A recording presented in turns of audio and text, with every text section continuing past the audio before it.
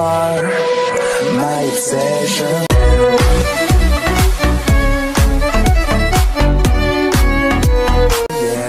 Viginti. Oke, welcome back para kimak-kimakku sekalian.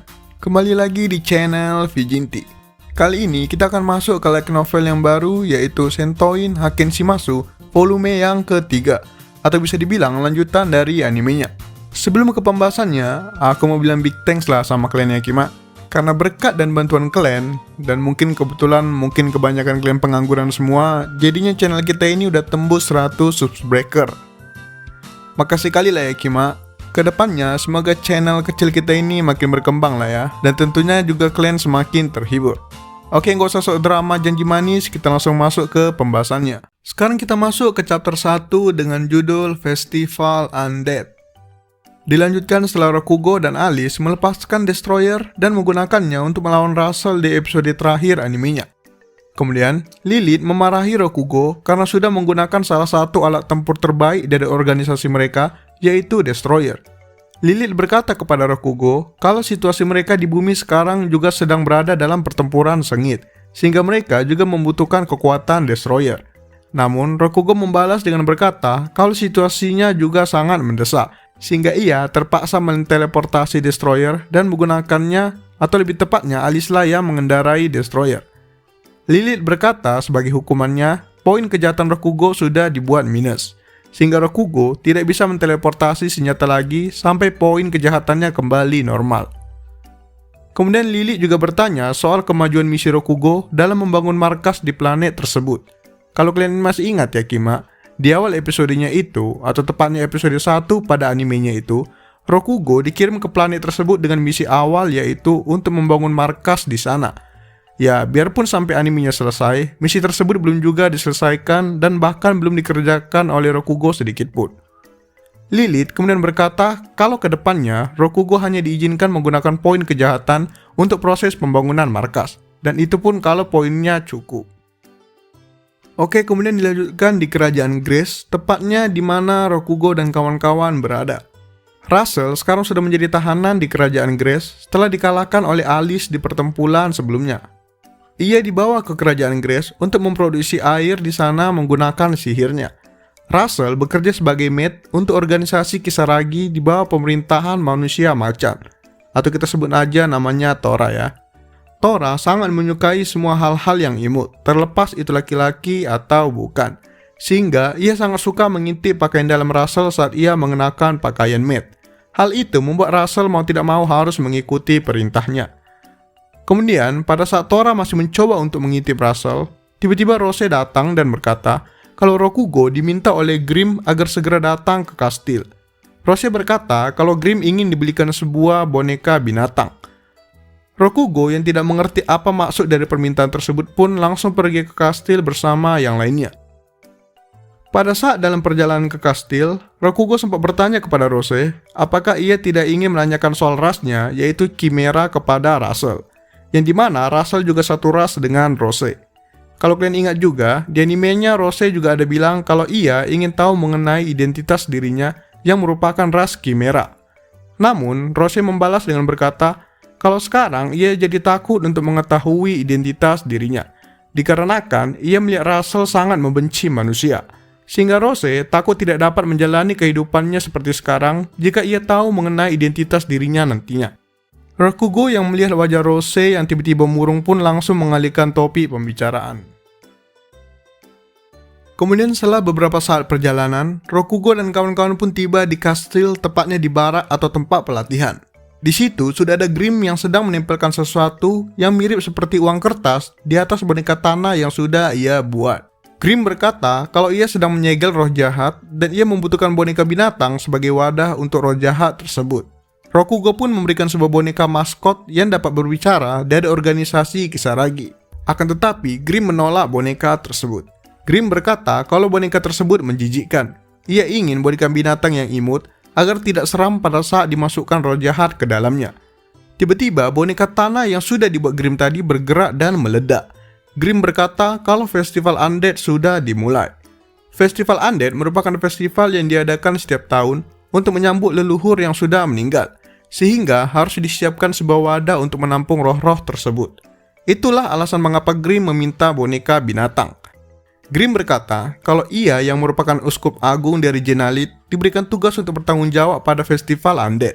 Grimm pun meminta bantuan kepada Rokugo untuk membantunya mengumpulkan wadah bagi para roh jahat tersebut. Awalnya Rokugo tidak ingin membantu, namun Grimm menjanjikan layanan servis kepada Rokugo jika ia mau membantu. Mau tidak mau Rokugo pun setuju untuk membantu. Kemudian Rokugo pun kembali ke tempat persembunyiannya untuk melaporkan kepada Alice kalau ia ingin membantu Grimm pada festival undead. Alice yang mendengar kata undead langsung kesal. Seperti yang kita tahu, kalau Alice itu ialah sebuah android yang merupakan bagian dari sains modern. Sehingga Alice sangat kesal mengenai hal-hal yang tidak bisa dijelaskan secara ilmiah seperti hantu dan hal gaib lainnya. Alice pun dengan kesal berkata kalau Grimm hanya mengarang itu semua untuk menipu Rokugo. Di samping itu, Rokugo melihat Snow yang sedang duduk sambil mengerjakan sesuatu. Alice berkata kalau ia sedang memperkerjakan Snow. Karena Snow tidak bisa melunasi cicilan pedangnya, Alice pun berjanji akan melunasi semua hutangnya, namun Snow harus bekerja untuk Alice. Snow bekerja untuk membuatkan peluru yang nantinya akan digunakan oleh Rokugo. Alice berkata kalau poin kejahatan Rokugo masih minus, sehingga ia tidak dapat menukarnya dengan peluru.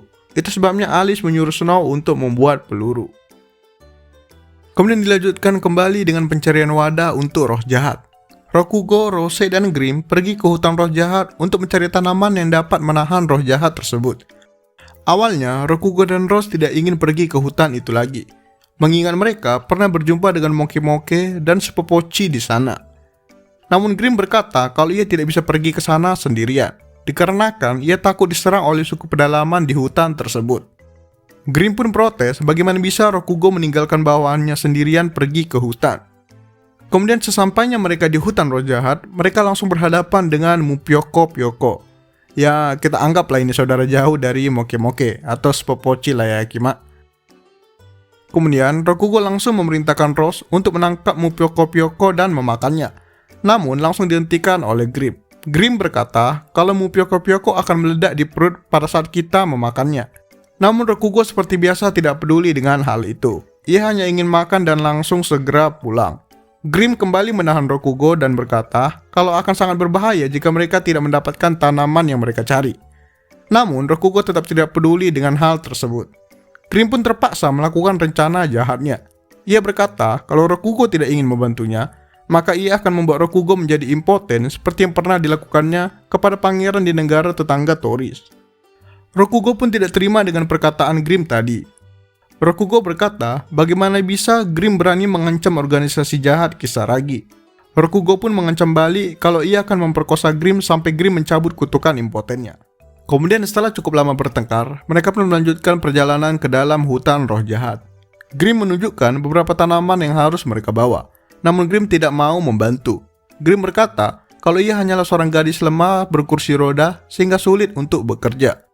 Rokugo yang mendengar alasan Grimm tersebut langsung tidak terima. Namun Rose menyambung dengan berkata kalau itu lebih efisien. Karena jika Grimm ikut bekerja, dalam hitungan detik saja ia bisa langsung mati karena kebodohannya sendiri, sehingga akan sangat merepotkan. Kemudian mereka pun mengambil beberapa tanaman yang ditunjukkan Grimm. Tanaman tersebut ternyata masih berada di pintu masuk hutan dan belum terlalu jauh masuk ke dalam. Kemudian pada saat sedang mengumpulkan tanaman tersebut, tiba-tiba Rokugo menyadari kalau mereka sedang dikepung oleh beberapa zombie. Rokugo yang hanya bermodalkan pisau dan apalagi poin kejahatannya masih minus, bingung harus berbuat apa. Rose juga berkata kalau zombie ialah lawan yang buruk baginya, karena penciumannya tidak bekerja untuk mayat hidup. Akan tetapi, di saat situasi sedang genting, tiba-tiba Grimm berdiri dari kursi rodanya dan berjalan ke arah para zombie-zombie tersebut. Grimm berkata kalau dia hanya setengah manusia, dan tubuhnya bisa dibilang undead, yaitu sama seperti para zombie tersebut.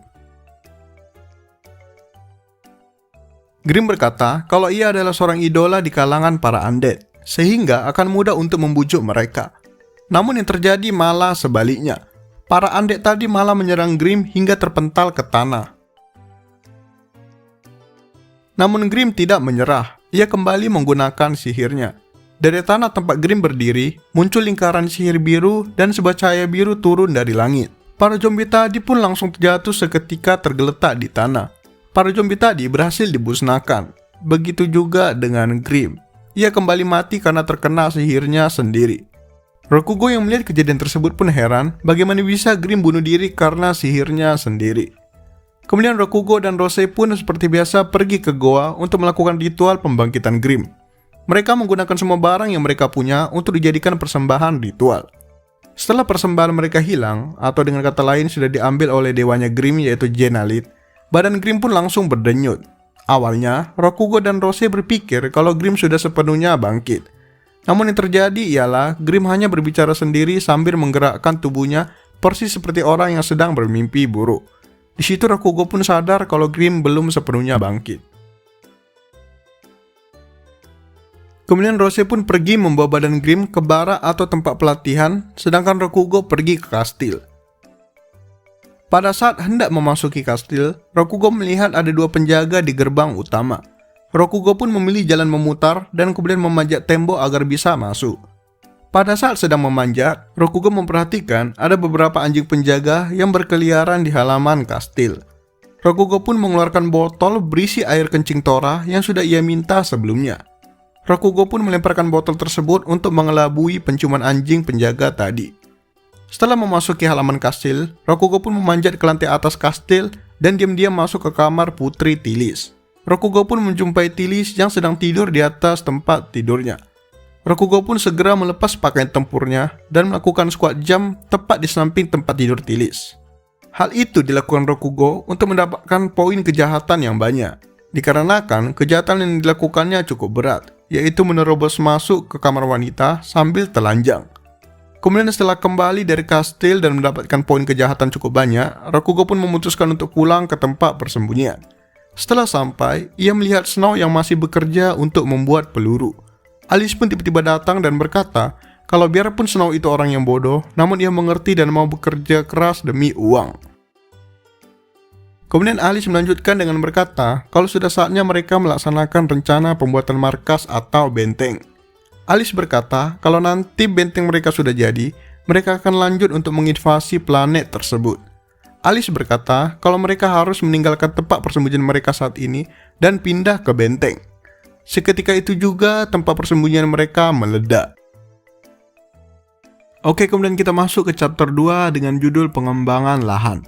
Setelah kehilangan tempat persembunyian mereka, yang dimana diketahui bisa terjadi karena kelalaian Snow pada saat membereskan bubuk mesiu setelah selesai membuat peluru.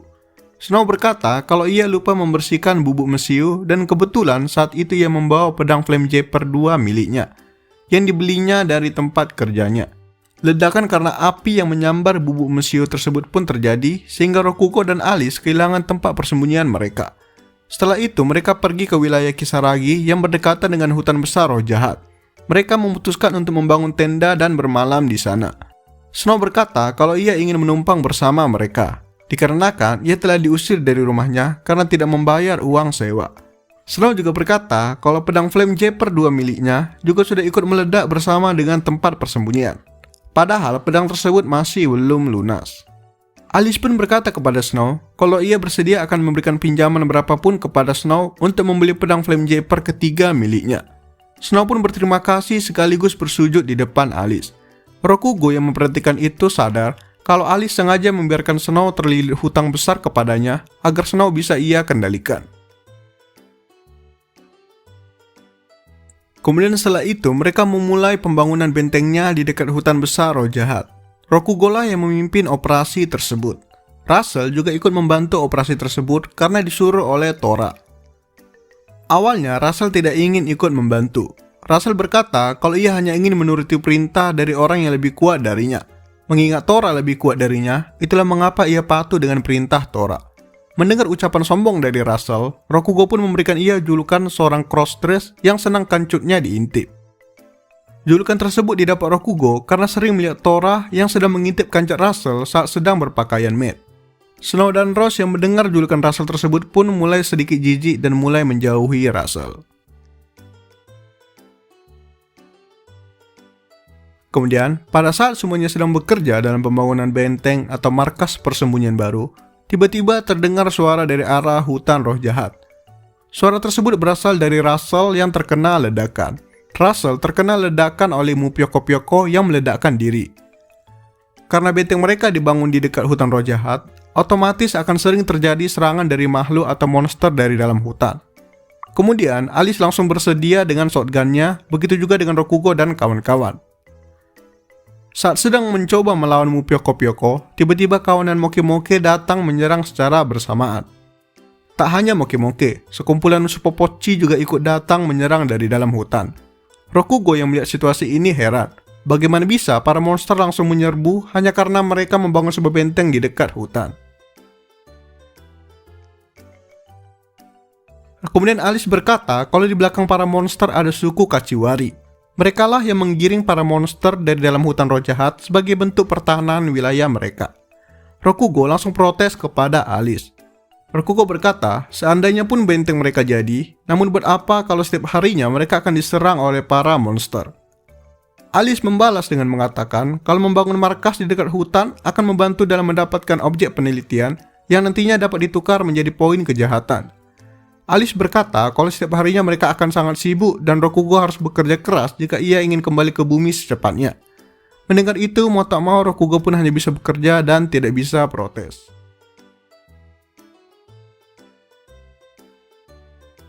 Kemudian keesokan harinya, para suku Kachiwari menyerang kembali. Tidak hanya satu suku, namun suku-suku lain yang tinggal di dalam hutan pun mulai keluar dan menyerang benteng. Salah satunya ialah suku Hiragi. Snow berkata kepada Rokugo, Snow berkata kepada Rokugo kalau suku tersebut mempunyai prinsip hidup menyatu dengan alam, dan mereka menggunakan kekuatan yang misterius. Suku Hiragi hanya menonton dari kejauhan dan tidak menyerang secara langsung. Kemudian, tiba-tiba mereka memainkan gendang dan mulai menari. Dari langit pun muncul sinar tepat di atas benteng yang sedang dalam proses pembangunan. Seketika, atap dari benteng tersebut terhempas dan hancur. Alice yang tidak percaya dengan sihir dan sebagainya, menganggap kalau itu ialah senjata optik sinar matahari. Kemudian setelah mereka memberikan serangan, para suku Hiragi pun kembali ke dalam hutan. Namun, para monster-monster tidak henti-hentinya melakukan penyerangan, sehingga proses pembangunan benteng pun terhambat. Mereka pun terpaksa mundur sementara dan menunda pembangunan benteng tersebut. Keesokan harinya, mereka pun kembali ke kota dan membangun tenda di taman sebagai tempat persembunyian sementara. Alice kemudian mengajukan rencana baru dalam pembangunan benteng. Alice berkata, cara agar pembangunan tidak terhambat ialah dengan cara membakar hutan roh jahat. Sehingga para monster dan pribumi di sana berada dalam situasi kacau sehingga tidak sempat mengganggu proses pembangunan benteng. Rokugo dan kawan-kawan beserta para petarung yang dikirim dari Kisaragi pun mulai membakar hutan menggunakan flamethrower. Namun tiba-tiba muncul akar raksasa dari dalam tanah dan menyerang ke arah Rose. Rose yang kakinya terjerat akar tersebut pun terangkat ke atas. Rokugo dan petarung lainnya pun mulai membakar akar raksasa tersebut untuk membantu Rose. Alice juga ikut membantu. Alice menggunakan poin kejahatan untuk ditukarkan menjadi bahan kimia semacam virus untuk tanaman. Alice pun menggunakan drone dari atas untuk menyemprotkan bahan kimia tersebut. Namun, tiba-tiba drone yang dikirim Alice tadi hilang seketika. Dengan kata lain, tertembak jatuh. Kemudian muncullah seseorang dari dalam hutan. Rokugo yang menyaksikan wanita setengah telanjang tersebut pun langsung bersemangat. Namun, wanita tumbuhan tersebut pun langsung menyerang Rokugo dan kawan-kawan tanpa berkata apapun. Rokugo dan yang lainnya pun hanya bisa bertahan. Para petarung lainnya, termasuk Alice, menggunakan perisai yang sudah ditukar dengan poin kejahatan. Namun, karena poin kejahatan Rokugo masih minus, Alice berkata kalau Rokugo sebaiknya berlindung di balik mesin konstruksi yang dipakai untuk pembangunan tadi. Rokugo pun menggunakan mesin tersebut sebagai perisai, dan alhasil mesin tersebut hancur karena diserang. Dan bensin dari mesin tersebut bocor sehingga menimbulkan kebakaran. Rokugo dan Alice yang sadar kalau situasi semakin kacau memutuskan untuk kembali ke tenda. Oke lah Kimakku, itulah akhir dari pembahasan part satunya. Kita akan lanjutkan di part keduanya nanti. Bella, sekian video kali ini. Jangan lupa like, comment, subrek, and goodbye Kima. So